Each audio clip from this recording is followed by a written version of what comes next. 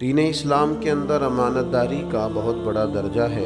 यहाँ तक कि हुज़ूर अलैहिस्सलाम ने फरमाया उसका कोई दीन ही नहीं जो अमानतदार नहीं। भाइयों याद रखिएगा, अमानतदारी का मफ़हूम बड़ा वसी है।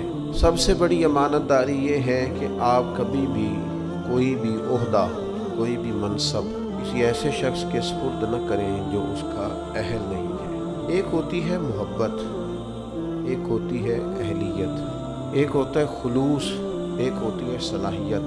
बाज़ लोग बड़े मोहब्बत वाले होते हैं, मुखलिस भी होते हैं। अब उस मोहब्बत और इखलास की वजह से उन्हें ऐसा कोई ओहदा नहीं दिया जा सकता जिसके वो काबिल नहीं हैं। प्यारे भी हैं, मुखलिस भी हैं, लेकिन जिस ओहदे पर उन्हें फायज करना है उसके लिए उनका काबिल होना भी तो ज़रूरी है। आपको बड़ा प्यार है अपने बेटे से और ये भी आपको पता है कि मेरा बेटा जो है वो मुखलिस भी बड़ा है, वो कभी नहीं चाहेगा कि मेरे बाप को कोई चोट लग जाए। लेकिन अगर उसे गाड़ी चलानी नहीं आती तो क्या आप ऐसा करेंगे कि बेटा प्यारा भी बड़ा है और मुखलिस भी बड़ा है, चलो इसको बिठा देते हैं, ले जाएगा?